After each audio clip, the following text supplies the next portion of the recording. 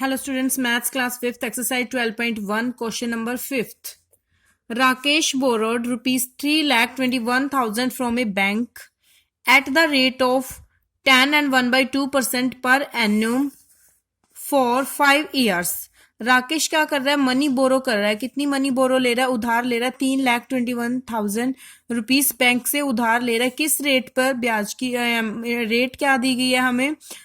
10 and 1/2% rate दी गई है पर एन्यूम फॉर 5 ईयर. कितने टाइम पीरियड कितना दिया गया? 5 ईयर, यानी कि 5 साल के लिए उसने इतनी अमाउंट बोरो लिया बैंक से और इस रेट पे लिया 10 and 1/2% रेट पे. तो फाइंड आउट क्या करना है? Calculate the interest paid by him. हमने क्या कैलकुलेट करना है? इंटरेस्ट हमने फाइंड आउट करना है यहाँ पे. तो हम निकालेंगे 5th क्वेश्चन. प्रिंसिपल कितना दिया है? जो मनी उसने बोरो लिया है तो वो क्या होता है? प्रिंसिपल कितना है? जो उसने मनी बोरो लिया है वो है प्रिंसिपल 3,21,000 रुपीज. रेट गिवन है. रेट कितनी गिवन है? किस रेट पे लिया है? 10 and 1/2%. मिक्स फ्रैक्शन में गिवन है तो इसको हम इम्प्रॉपर में चेंज करेंगे. 10 की 2 से 2 की 10 से मल्टीप्लाई 20 प्लस 1 21/2%, यानी कि इस रेट पे वो मनी बोरो ले रहे हैं. टाइम क्या गिवन है? 5 ईयर्स के लिए. तो निकालना है इंटरेस्ट निकालने के लिए तो हम सिंपल इंटरेस्ट वाला फॉर्मूला अप्लाई करेंगे. Simple interest is equal to principal multiply rate multiply time divide by 100. Short form में भी लिख सकते हैं इसको, P multiply R multiply T divide by 100. यहाँ पे वैल्यू पुट करेंगे 3,21,000 मल्टीप्लाई जो रेट हमें गिवन है 21/2 मल्टीप्लाई में टाइम और डिवाइड बाय में 100. 20 से 20 कैंसल. सोल्व करेंगे. अब इसको हम क्या करना है? हमने इसको सोल्व करना है. वैल्यू पुट करने के बाद प्रिंसिपल की जगह ये लिखा. रेट जो हमें गिवन है 21/2, टाइम पीरियड 5 डिवाइड बाय में जो 100 है होता है फॉर्मूले में वो हमने लिखा. अब इसको हम कैलकुलेट करेंगे. इसको सोल्व करेंगे हम. 20 से 20 कट किए हैं. अब ये 2 है नीचे डिवाइड में. 2 से ये ना 21 कटता है ना 5 कटता है, तो 2 से ये नंबर कट रहा है तो इसको कट करेंगे. 2 1 जा 2 डिवाइड करना है हमने इस नंबर को 2 से. 2 1 जा 2, यहाँ से 1 बच गया तो ये बन गया 12. 2 6 जा 12. अब यहाँ पे 1 12 पूरा डिवाइड हो गया. रिमाइंडर नीचे नहीं बचा कुछ भी, तो 1 लिया हमने. तो 1 क्या है? 2 से छोटा है तो डिवाइड नहीं होगा. 0 और उसके साथ 1 के साथ फिर 0 लेंगे तो 2 5 जा 10, यानी कि इस पे ये कट गया. आप इसको ना रफली डिवाइड करके देख सकते हो. अगर आप डिवाइड नहीं कर सकते इस टाइप से तो आप रफली इस नंबर को 2 से डिवाइड करके देखोगे. रफ वर्क में ऐसे 2 से इसको डिवाइड करके देखोगे तो यही सेम नंबर आएगा. हाँ जी. अब आपने इसको मल्टीप्लीकेशन करनी है. मल्टीप्लाई करोगे 1605 मल्टीप्लाई 21 मल्टीप्लाई 5. ये यहाँ पे आप लिख सकते हो इसे दोबारा. 605 मल्टीप्लाई 21 की 5 से करोगे. 5 1 जा 5, 5 2 जा 10. 105 आया. डिवाइड बाय में कुछ भी नहीं बचा है. डिवाइड बाय में बचा है 1. अब मल्टीप्लाई करोगे. साइड में आप रफली मल्टीप्लीकेशन करके देखो. 1605 की 105 से मल्टीप्लाई करोगे. 5 5 जा 25. 0 है. 2 बोलो आया था वो यहाँ पे लिख लिया. 5 6 जा 33. 5 1 जा 5 और 3 8. 0 आएंगे यहाँ पे. 5 0 6 1 5 2 5 8 6 1. हाँ जी, ये आंसर आया है 168525, यानी कि इतने रुपीस क्या आया उसका? Simple interest. यानी कि हमें निकालना क्या था? कैलकुलेट करना था उसका इंटरेस्ट. तो कितना निकल के आया? इंटरेस्ट आया उसका 1,68,525 रुपीज. इतना क्या है? इंटरेस्ट. हाँ जी. Now next question number 6. Vishesh borrow rupees 42,200 from a bank to buy a machine. Vishesh क्या करता है? मनी बोरो लेता है बैंक से एक मशीन खरीदने के लिए. 42,200 रुपीज बोरो लेता है, उधार लेता है. If the rate of interest is 10% पर एन्यूम. अगर उसकी रेट ऑफ इंटरेस्ट गिवन है 10%, तो how much money will have to pay to the bank after 4 years, तो वो पैसे कितने बैंक को रिटर्न करेगा, वापस करेगा, कितनी मनी पे करेगा वो 4 साल के बाद, 4 year के बाद। यानी कि उसने ये पूछा है कि वो कितनी मनी उसको पे करेगा वापस।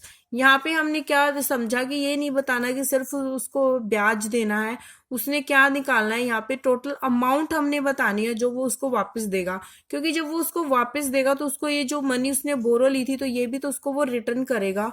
तो अब हमें इस केस में हमें क्या निकालना पड़ेगा, ओनली इंटरेस्ट हमने यहाँ पे नहीं निकालेंगे, यहाँ पे हमें अमाउंट भी निकालनी पड़ेगी। क्योंकि उन्होंने कहा है कि कितनी मनी वो 4 साल बाद उसको रिटर्न करेगा, लेकिन 4 साल बाद जब वो उसको रिटर्न करेगा तो उसको इंटरेस्ट भी देगा, इंटरेस्ट के साथ में साथ जो उसने मनी बोरो ली थी वो भी उसको वापस देगा। तो पहले हम इस अमाउंट पे 4 year के लिए इंटरेस्ट निकालेंगे, फिर उसको हम इस मनी में ऐड करके उसको रिटर्न करेंगे। तो यहाँ पे इसको सोल्व करते हैं। क्वेश्चन नंबर 6,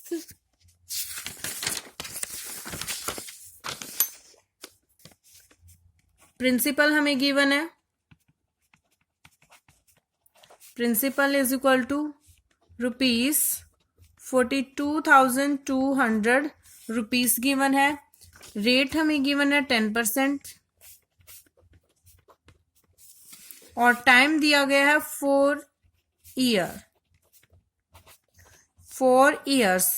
हाँ जी, पहले इंटरेस्ट निकालेंगे, interest P principal multiply rate multiply time divide by 100। Formula apply करोगे, प्रिंसिपल गिवन है 42,200 रुपीज, रेट गिवन है 10% एंड टाइम 4 डिवाइड बाय 100।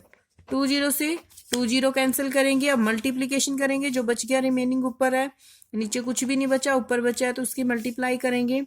4 की मल्टीप्लाई 4 2 जा 8, 4 2 जा 8, 4 4 जा 16। अब 10 से मल्टीप्लाई करेंगे तो पीछे क्या आ जाएगी 0, यानी कि ये क्या है उसका इंटरेस्ट। अब हमने अमाउंट बतानी है कि वो कितनी उसको बैंक में पे करेगा। तो 40 अमाउंट क्या होती है, प्रिंसिपल प्लस इंटरेस्ट, ये होती है अमाउंट निकालने का फॉर्मूला। प्रिंसिपल है 42,200 प्लस 16,880, ऐड करेंगे अमाउंट निकालने के लिए, 0 + 0 0, 8 + 0 8, 8 + 2 10, यहाँ पे 1 कैरी, 6 + 2 8, 8 + 1 9, 9 आ गया, 4 + 1 5। हाँ जी, दोबारा ऐड करेंगे, 0 8 + 0 8, 8 + 2 10, 1 यहाँ पे बोरो, 6 6 + 2 8, 8 और 1 9 और 4 + 1 5। हाँ जी, इतने रुपीस वो क्या करेगी, टोटल अमाउंट होगी उसकी जो बाद में वो उसको पे करेगा बैंक को।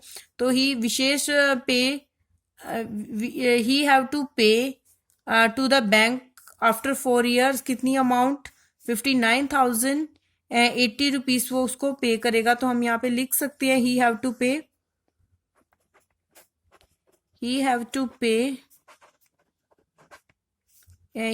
पे rupees 59,080 after 4 year to the bank, भी लिख सकते हो after 4 years to the bank.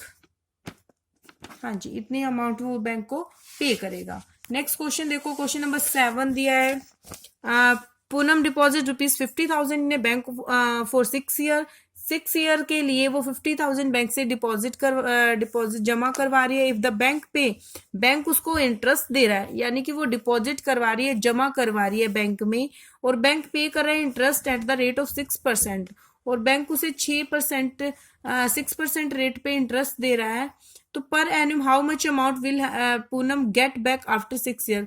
तो 6 साल के बाद पूनम को क्या अमाउंट वापस मिलेगी, ये हमें बताना है। यानी कि इस पे भी हम क्या निकालेंगे, अमाउंट निकालेंगे। यहाँ पे तो लिखा भी है इन्होंने कि अमाउंट क्या अमाउंट वो उसको रिटर्न करेगा।